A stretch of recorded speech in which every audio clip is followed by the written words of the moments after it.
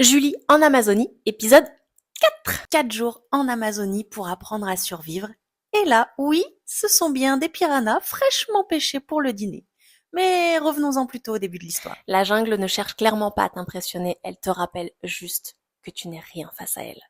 Alors oui, clairement, pour ma part, avant de faire cette expérience, j'avais clairement peur, j'avais clairement des appréhensions parce que l'Amazonie, c'est quand même un joli bébé, que tu entends plein de choses, qu'on te raconte plein de jolies histoires et des moins jolies histoires au niveau de l'Amazonie. Et en même temps, j'étais, tu vois, dans cette excitation de dingue parce que c'était quand même une expérience hors du commun que je m'apprêtais à vivre. Alors du coup, pour ma part, j'ai fait ce qu'on appelle un stage de survie pendant 4 jours en Amazonie côté Brésil. C'est un stage de survie, donc en fait, on n'est que 2 participants avec 2 guides. C'est ultra dangereux, c'est pas un coin qui est touristique. Donc en fait, en gros, il y avait l'autre participant, il y avait le guide spécialisé de l'Amazonie qui vit et qui est né en Amazonie, clairement, et l'autre guide qui a été formé par le premier et qui est bilingue anglais puisque le premier ne parle que portugais. Alors pourquoi j'ai fait ce stage de survie? Mon objectif, c'était clairement, bien évidemment, de sortir de ma zone de confort encore une fois, de me dépasser encore une fois dans un contexte que je ne connaissais pas.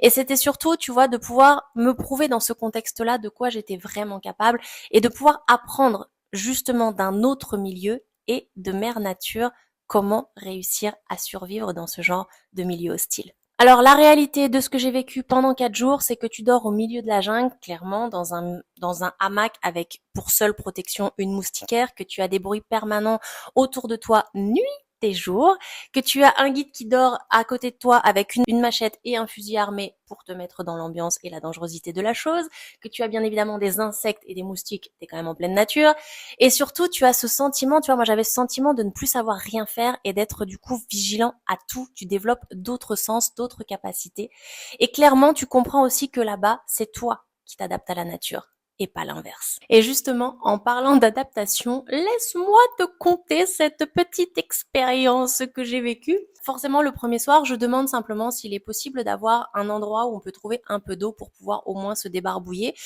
Et de là, le guide me dit très gentiment, bah oui, là où on est venu, tu vois, tu peux aller directement te rincer, te baigner à l'intérieur.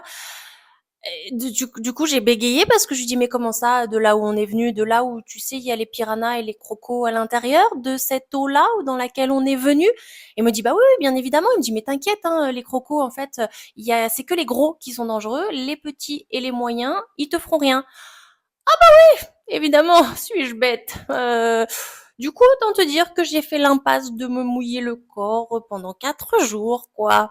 Alors tu vois, avec cet exemple, tu comprends vite en fait que tu ne peux contrôler pratiquement rien finalement dans la nature et notamment dans la jungle.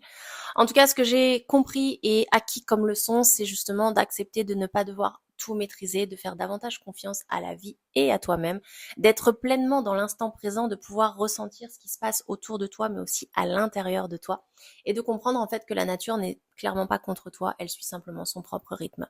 Et en fait, ce qui est ouf, c'est qu'avec le recul, en fait, je me rends compte que c'est exactement la même chose avec le changement identitaire. La plupart du temps, tu aimerais savoir où tu vas, combien de temps ça va durer, quand est-ce que sera la fin de ce processus long, périlleux et douloureux. La plupart du temps, en fait, tu veux chercher à contrôler le processus, comme on voudrait chercher parfois à contrôler la nature. Mais ça ne marche pas. Parce qu'en fait, justement, en réalité, notre plus grand piège, notre plus grand ennemi, c'est souvent de vouloir rester la personne que l'on connaît déjà, plutôt que de laisser émerger celle qu'on est en train de devenir.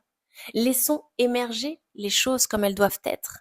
Parce qu'au final, les plus grandes transformations ne commencent pas quand tout devient clair. Au contraire, elles commencent le jour où tu acceptes enfin de ne plus tout contrôler. Presque un peu commence le jour où tu as envie de te baigner avec les crocos. Tu vois, c'est un peu le même délire. Pour terminer, je dirais que finalement, la jungle ne m'a pas appris qu'à survivre. Elle m'a surtout appris à arrêter de lutter contre ce qui cherchait déjà à vivre à l'intérieur de moi.